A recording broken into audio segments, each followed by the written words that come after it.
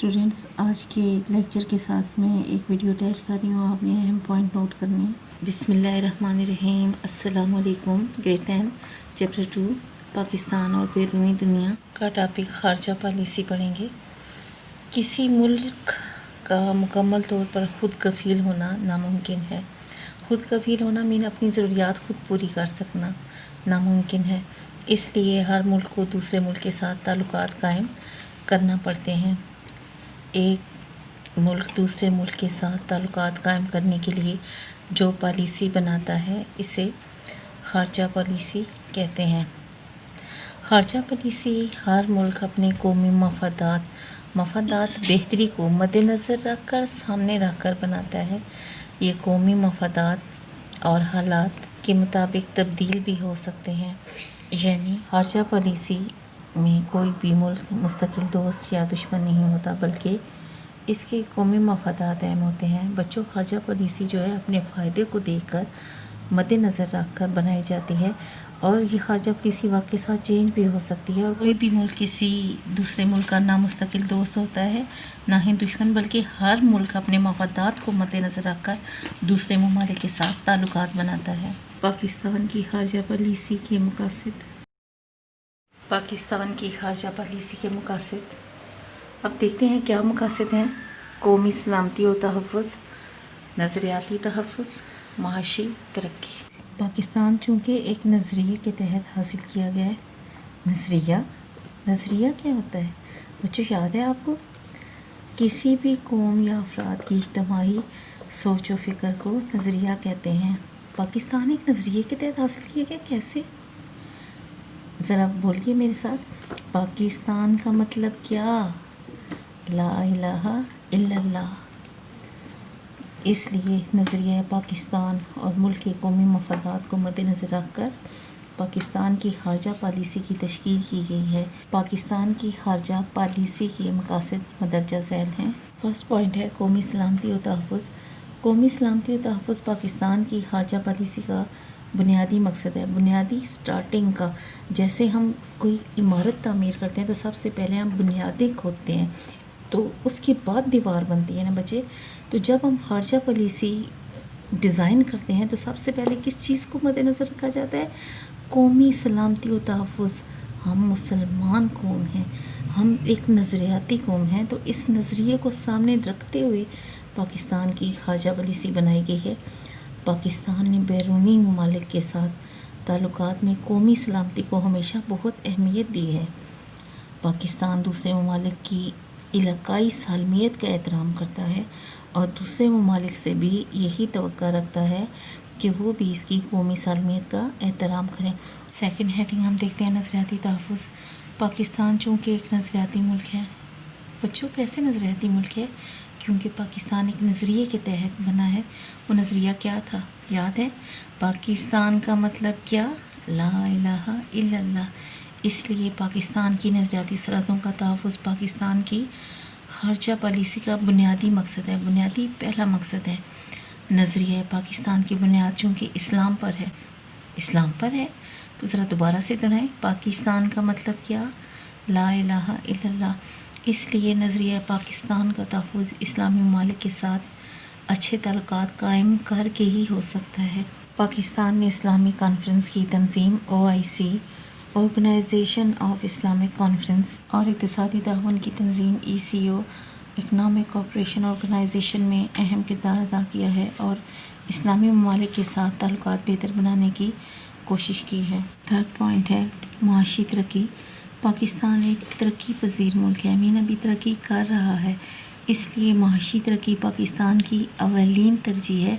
पहली माशी तौर पर मुस्तहकम मजबूत होने के लिए पाकिस्तान इन ममालिक के साथ अच्छे ताल्लुकात कायम करना चाहता है जिनके साथ तिजारत करके या मुआशी ताउन हासिल करके पाकिस्तानी कौम तरक्की कर सके।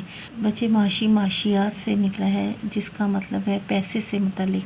पाकिस्तान ने खारजा पॉलिसी में तब्दीलियाँ आज़ाद इक़्तिसादियात, आज़ाद तिजारत और निजकारी के नए रुझानात को मद्देनज़र रखते हुए की हैं ताकि ज़्यादा से ज़्यादा फ़ायद حاصل کیے جا سکیں۔ پاکستان کی جو خارجہ پالیسی ہے اس میں جو ہے قومی سلامتی کا تحفظ بھی ہے، نظریے کا تحفظ بھی آ جاتا ہے۔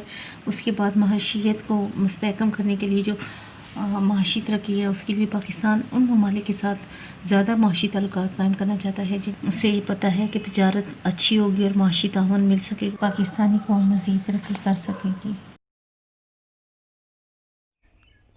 بسم اللہ الرحمن الرحیم۔ آج ہم ویڈیو میں پڑھیں گے کہ خارجہ پالیسی کیا ہوتی ہے اور ساتھ ہی یہ بھی کہ اس کا مقصد کیا ہوتا ہے۔ تو سب سے پہلے پڑھتے ہیں کہ خارجہ پالیسی کیا ہوتی ہے۔ کوئی بھی ایک شخص روزمرہ زندگی میں کسی نہ کسی طریقے سے کسی دوسرے فرد کے ساتھ تعلق رکھنے پر مجبور ہوتا ہے۔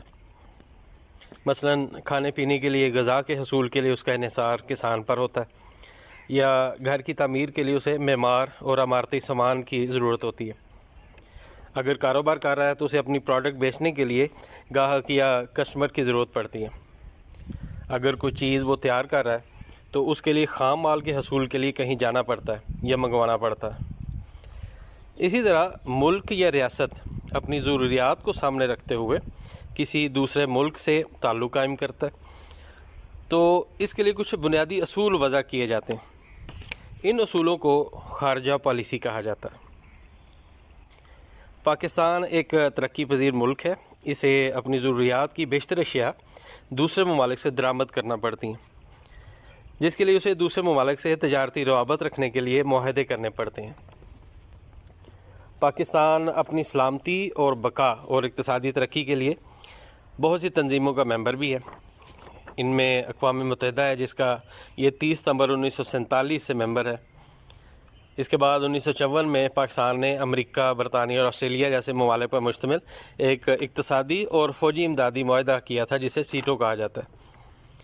1955 میں معاہدہ بغداد کیا، جس میں اہم ممالک عراق، ایران، امریکہ، برطانیہ اور ترکی تھے۔ عراق فوجی انقلاب کے بعد اس سے نکل گیا، تو اس معاہدے کا نام جو ہے وہ سینٹو رکھ دیا گیا۔ 1964 میں ترکی، پاکستان اور ایران نے بھی علاقائی ترقی کے لیے ایک تنظیم بنائی، جسے RCD کہا جاتا تھا۔ یہ تنظیم 1979 میں انقلاب ایران کی وجہ سے ٹوٹ گئی، تو پھر دوبارہ انہی ممالک نے نئی تنظیم ECO کا قیام عمل میں لایا، جس کا مقصد ان ممالک کی ترقی کے لیے یکساں اور مربوط قسم کی اقتصادی پالیسیاں بنانا تھا۔ مسلم ممالک کے ساتھ برادرانہ تعلقات کا پاکستان ہمیشہ سے خواہاں رہا ہے۔ چنانچہ اس سلسلے میں 1969 میں تقریباً 57 ممالک پر مشتمل ایک اسلامی اتحاد بنایا گیا، جسے OIC کا نام دیا گیا، اور پاکستان نے اس کے قیام میں اہم کردار ادا کیا۔ وقت اور حالات کے بدلنے کے ساتھ پاکستان نے کئی اور معاہدے بھی کیے جو کہ ملکی ترقی اور خوشحالی کے لیے ضروری تھے۔ اب ہم آتے ہیں کہ ان معاہدوں کی یا ان اصولوں کی ضروریات کیوں پیش آتی ہیں اور ان کا مقصد کیا ہوتا ہے۔ پہلا مقصد یہ ہے کہ ملک کی سلامتی اور خود مختاری۔ ملک کی خارجہ پالیسی ملک کی سالمیت کے تحفظ کے لیے بنائی جاتی ہے، اور اس لیے خارجہ پالیسی کو ملک کی سالمیت کا ضامن ہونا چاہیے۔ کمزور خارجہ پالیسی سے ملک کی سالمیت خطرے میں پڑ سکتی ہے۔ مثال کے طور پر پاکستان نے اپنے ایٹمی پروگرام پر کوئی سودے بازی نہ کی، جس کا نتیجہ یہ نکلا کہ پاکستان مسلم دنیا کا واحد ایٹمی ملک بن گیا۔ کسی ملک کی خود مختاری ہی اس کی کامیابی کا اہم زینہ ہوتی ہے۔ پاکستان کی خارجہ پالیسی میں ملک کی سالمیت کی حفاظت کے ساتھ ساتھ دیگر ممالک کی حدود کا احترام کرنا بھی شامل ہے، یعنی پاکستان دوسروں کی سالمیت کا احترام کرتا ہے، اور چونکہ یہ اقوام متحدہ کا رکن بھی ہے تو اس کے بھی چارٹر کا پابند ہے۔ پاکستان نے آزادانہ خارجہ پالیسی کو اپنایا ہوا ہے، یعنی اگرچہ پاکستان کا زیادہ جھکاؤ امریکہ کی طرف ہے، لیکن اس کے ساتھ ساتھ روس اور چین جیسے بڑے ممالک سے بھی اس نے اقتصادی اور دفاعی معاہدات کر رکھے ہیں، تاکہ یہ نہ ہو کہ امریکہ ساتھ چھوڑ دے تو ملک کی سالمیت جو ہے وہ خطرے میں پڑ جائے۔ اس میں اب دوسرا مقصد جو ہے وہ ہے نظریاتی سرحدوں کا تحفظ جو ہے۔ پاکستان چونکہ ایک نظریاتی ریاست ہے، پاکستان نظریہ اسلام پر وجود میں آیا، اس لحاظ سے اس کی خارجہ پالیسی کی اہمیت مزید بڑھ جاتی ہے۔ پاکستان کا استحکام بھی نظریہ پاکستان کے تحفظ میں مضمر ہے، ورنہ تو ہندوؤں کے مطابق بر صغیر میں رہنے والے تمام لوگ ہی ہندوستانی تھے اور علیحدہ وطن کے مطالبے کا مقصد ہی نہیں رہ جاتا۔ لہذا پاکستان اپنی نظریاتی سرحدوں کی حفاظت کے لیے بھی کوشاں ہے۔ اس سلسلے میں پاکستان دنیا میں موجود مسلم ممالک کے ساتھ بہتر اور قریبی تعلقات قائم کرنے پر زور دیتا ہے۔ مختلف اسلامی تنظیموں کا نہ صرف یہ ممبر ہے بلکہ ان کے قیام میں بھی اہم کردار ادا کرتا رہا ہے۔ مسائل سے گھرے مسلم ممالک جیسے فلسطین، بوسنیا، کشمیر اور افغانستان وغیرہ ہیں، ان کی ہر ممکن طریقے سے مدد کر رہا ہے۔ علامہ اقبال کے نظریہ قومیت کے مطابق پاکستان پورے عالم کے مسلم ممالک کو ایک امت جانتا اور مانتا ہے۔ تیسرا مقصد ہے جی اقتصادی ترقی۔ اقتصادی ترقی کسی بھی ملک کی سالمیت کے لیے بہت اہمیت کی عامل ہوتی ہے۔ اقتصادی طور پر مضبوط ملک خود مختاری اور دفاعی مضبوطی میں بہت آگے ہوتا ہے۔ پاکستان ابھی ایک ترقی پذیر ملک ہے، لہٰذا اسے اپنی اقتصادی ترقی کے لیے مختلف ممالک سے اچھے تعلقات قائم کرنا پڑتے ہیں تاکہ معاشی مدد حاصل ہو سکے۔ ملک میں ایسی پالیسی تیار کی جاتی ہے کہ سرمایہ کاری بڑھے، دنیا کے مختلف ممالک کو سہولت دی جاتی ہے کہ وہ یہاں کاروبار میں سرمایہ کاری کریں، لیکن ساتھ ہی اس بات کو بھی مد نظر رکھا جاتا ہے کہ اس سرمایہ کاری سے ملک کی سالمیت کو خطرات نہ لاحق ہو۔ ایسی شرائط نہ رکھی جائیں جو کہ ملک کی خود مختاری کو متاثر کرتی ہوں۔ پاکستان میں تجارت، سرمایہ کاری اور نجکاری کے لیے ماحول کو سازگار بنایا گیا ہے تاکہ زیادہ سے زیادہ سرمایہ کار راغب ہوں اور ملکی معیشت ترقی کی طرف گامزن ہو۔ چوتھا ہمارا آخری پوائنٹ ہے کہ ثقافتی ترقی۔ کسی بھی ملک کی تہذیب و ثقافت کی اہمیت کا اندازہ لارڈ میکالے کے اس بیان سے لگایا جا سکتا ہے جو اس نے ایک خطاب میں ہندوستانی ثقافت کے بارے میں دیا تھا کہ ہم ہندوستان کو کبھی بھی فتح نہیں کر سکیں گے جب تک کہ ان کی تہذیب و ثقافت کو بدل نہ ڈالیں۔ بر صغیر کی تاریخ میں مسلم ثقافت نے گہرے رنگ چھوڑے ہیں اور پاکستان کا مطالبہ بھی اسی بات کو سامنے رکھتے ہوئے کیا گیا تھا کہ اگر انگریزوں کے جانے کے بعد ہندو غالب آ گئے تو مسلمانان ہند کی تہذیب و ثقافت تباہ ہو جائے گی۔ لہٰذا پاکستان اپنی تہذیب و ثقافت کی بنیاد پر قائم ہوا اور اس کو حق حاصل ہے کہ وہ اس کی حفاظت بھی کرے اور ترویج بھی۔ بہت سے غیر ملکی پاکستانی تہذیب و ثقافت سے متاثر ہو کر نہ صرف پاکستان میں آباد ہو گئے بلکہ کئی نے اسلام بھی قبول کر لیا۔ پاکستان سے کئی ثقافتی اور مذہبی وفود دنیا کے مختلف ممالک میں جاتے ہیں جو پاکستانی ثقافت کی تشہیر و ترویج میں اہم کردار ادا کرتے ہیں۔ پاکستان نے اپنی خارجہ پالیسی میں اس بات کو بھی مد نظر رکھا ہوا ہے کہ وہ ملکوں کے درمیان ثقافتی سطح پر بھی تعلقات کو مضبوط کریں۔ گریٹ لینتھ آج ہم نے پڑھا خارجہ پالیسی اور پاکستان کی خارجہ پالیسی کے مقاصد۔ آپ نے نیٹ اینڈ کلین لکھ کے مجھے ان باکس میں سینڈ کرنا ہے اور یاد کر کے سنانا بھی ہے۔ آپ کا کام انشاءاللہ چیک کیا جائے گا اور سننے کے بعد رسپانس بھی دیا جائے گا۔